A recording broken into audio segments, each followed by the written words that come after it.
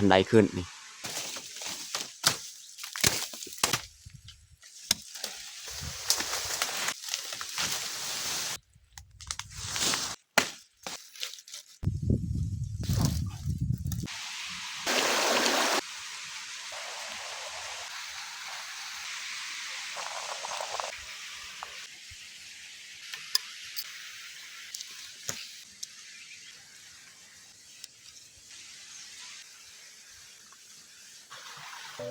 อย่าลืมกดไลค์กดแชร์และกดติดตามเด้อพี่น้อง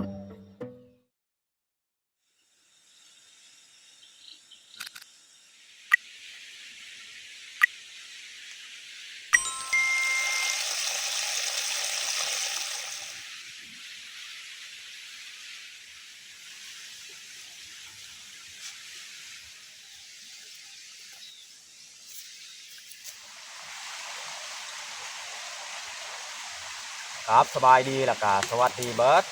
ทุกคนเนาะยินดีตอนรับเขาสู้ทองบาวยืนมื่อนี้ก็พาเมียเขาให้เก้าแล้วตามเดิมตามเคยนี่แหละแต่นี่เมียจะหายน้ำเนาะก็คือเอาไปพุ่นเนาะเพราะว่าอยู่นี่จะพอ12 โมงจะเขาจะมาอยู่นี่เนาะก็เลยเขาไปหายน้ำไว้ใส่ตุกอันนี้เขาไปทางให้อยู่เทิงหันเขาก็กินน้ำอยู่หันเลยนะบัด2 โมงจึงกลับมาเห็นมาเห็ดกินเห็ดยากคือเก่าเนาะโอเคมีแต่ทุกคนตามเบิ้งตามชมกับพวกเขาเลยยาวๆเลยประกาศสีเกียมออกไปทางหญ้าเลยเนาะอันนี้แดดก็มาแล้ว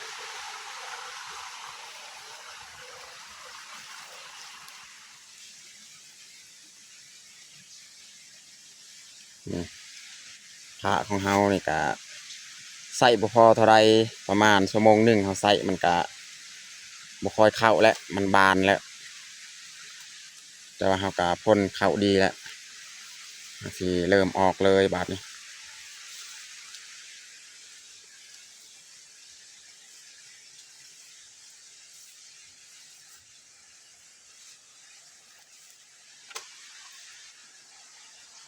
แถวนี้นี่จะมีต้นตาวหรือว่ากกตาวนะอันนี้พี่น้องเบิ่งคันไดขึ้นนี่แต่ว่าเดี๋ยวนี้นี่เขาเจ้าเซาเจาะแล้วกกลำตาวนี่อันนี้คันไดขึ้นดนและเขาเจาะกกลำตาวนี่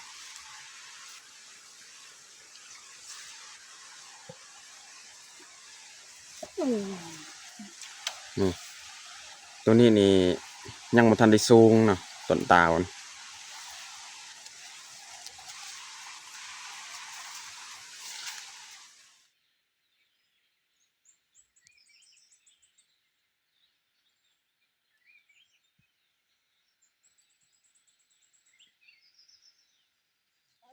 ตอนนี้เขากะมาฮอดพี่น้องเนาะฮอดบอลเฮาสิทางอันนี้แหละเฮาทางตัวนี้นี่ฮอดเทิงนี่ถือว่ามื้อนี้นี่น่าจะสำเร็จเฮาทาง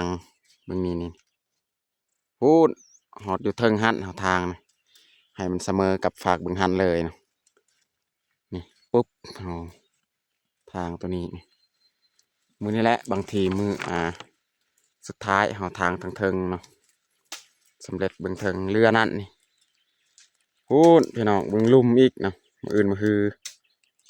สีต่ออีกนะเมียก็เริ่มทางแล้ว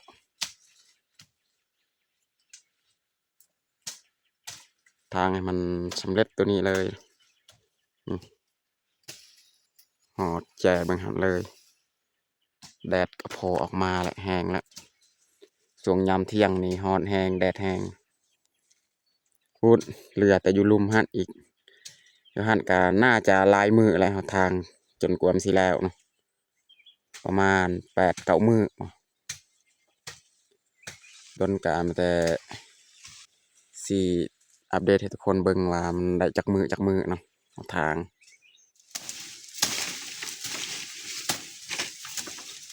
แคมกับบางที่มื้อนี้แหละยังเขาสิเอาเพราะแถวนี้จะมีดอกแคม มือต่อไปนี่อยู่ลุ่มหันบ่มีดอกแคมแล้ว แต่อยู่นี่แหละยังมีพูดแก่เบิ่งหัดนะครับสีทางไปเทิงหัดเนาะ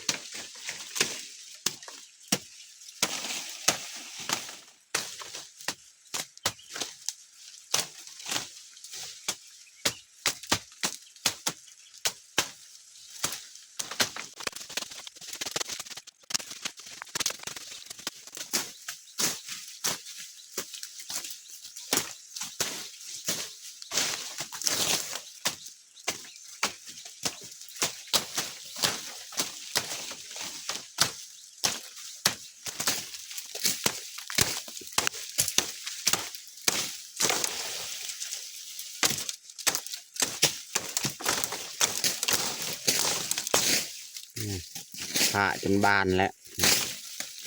ใส่ประมาณชั่วโมงหนึ่งนี่ตัดบ่อยากเข้าแล้ว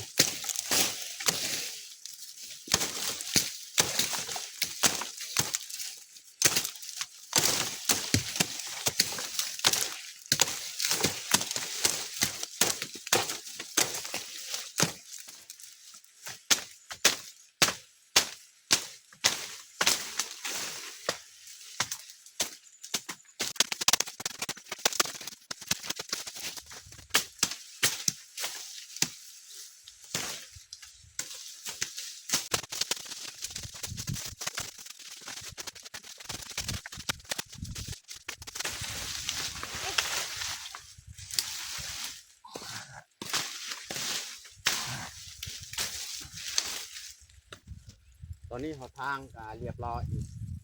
จอดกันเลยเหลือแต่ต้นไม้นี่คือตัดลงอีกจังหน่อย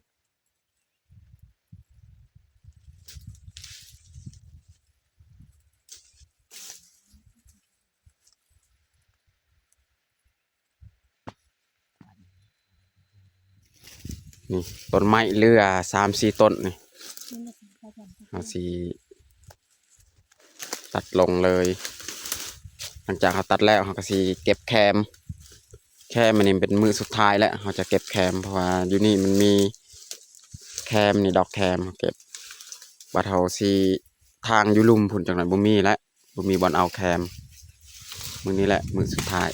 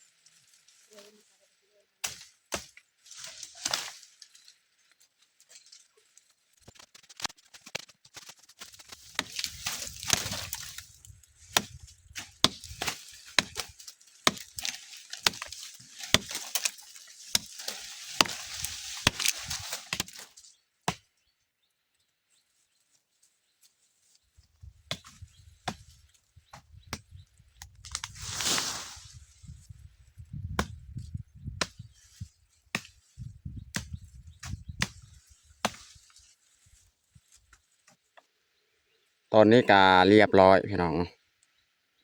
ตัดใหม่ยังเรียบร้อยนี่เมียกำลังเอาดอกแคม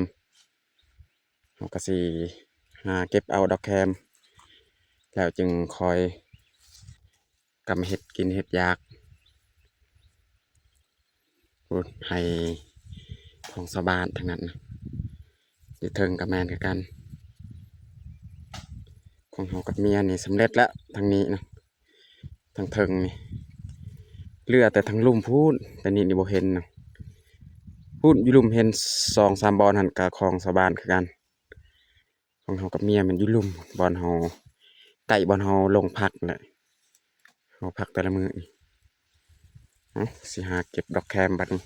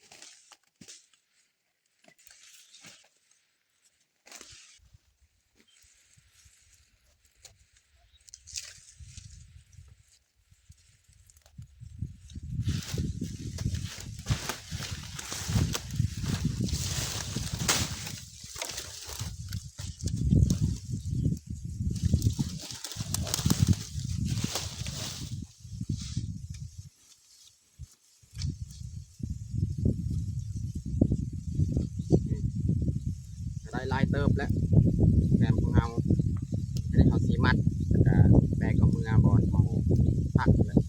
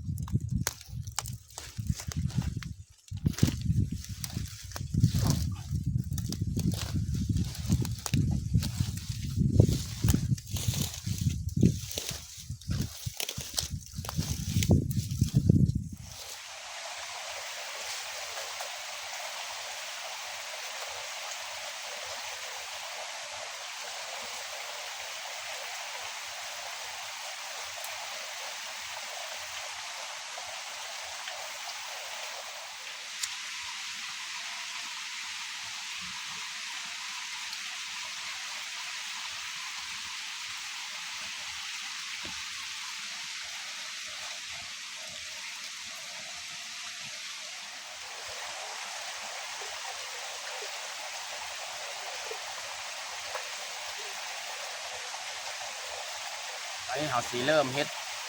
อาหารเลยเนาะก็คือเขาสีปีกนี่หนึ่งปีกปลาทู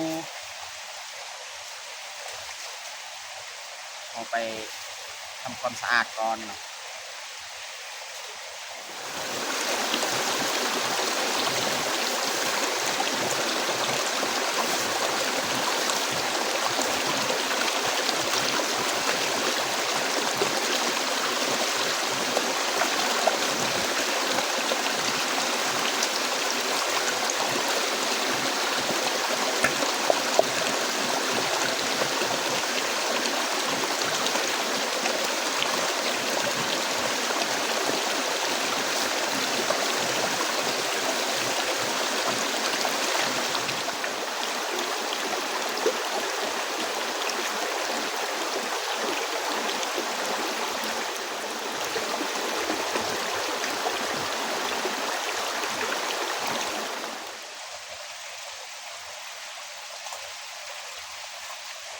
จะปีกเอาปลาทูเอา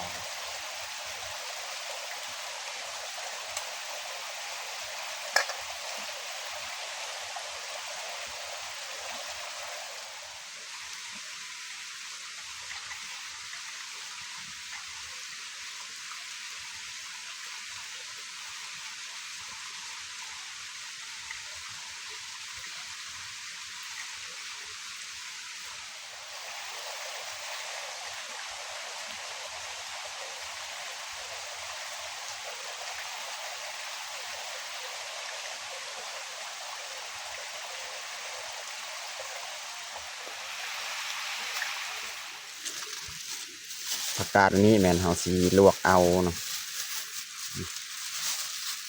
ลวกใส่หม้อจะหน่อย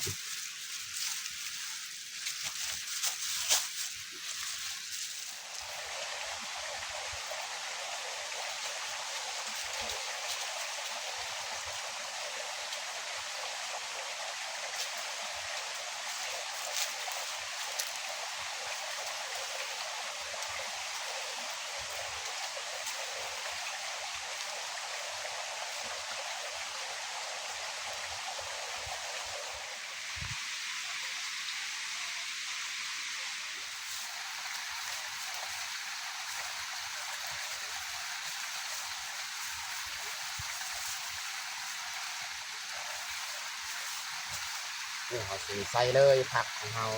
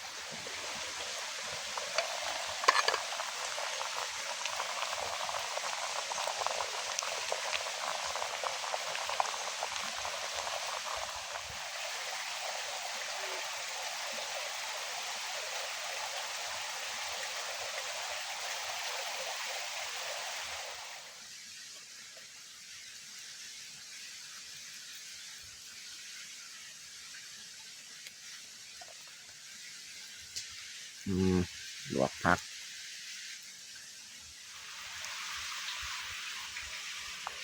ตอนนี้ก็ใกล้สิสุกแล้วนี่ปลาทูของเรา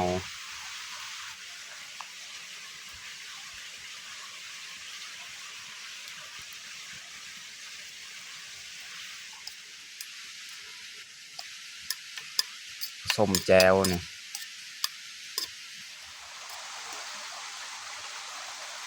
ตอนนี้ก็น่าจะสุกแล้วพี่น้องเนาะ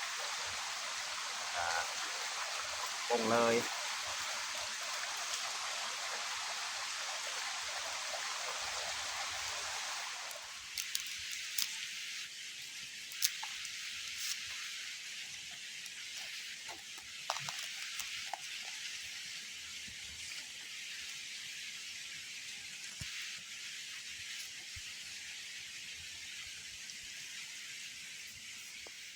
ตอนนี้ก็เรียบร้อยเอาแต่งเผาของเฮาปิ้งปลาทูแล้วก็ลวกผักพี่น้องเนาะมีทั้งผักกาดดิบแล้วก็ซุปเนาะแล้วก็แจวสำหรับอาหารเที่ยงของเฮากะบัดชนี้แหละตอนนี้กะเรียบร้อยเฮาแต่งข้าวของเฮาแต่เฮาจะลงมือกินข้าวเที่ยงเลยเอามาทุกคนกินข้าวเที่ยงนำกันนี่กินปิ้งปลาทูพี่น้องลวกผักกาด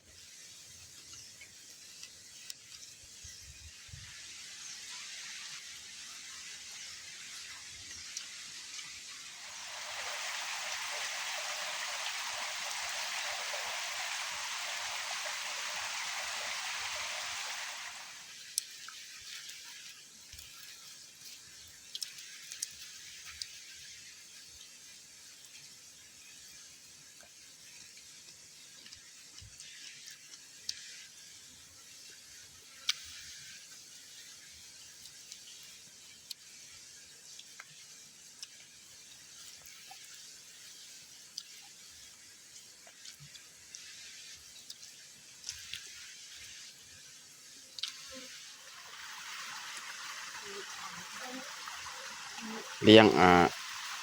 น้องดอมอีกกินข้าว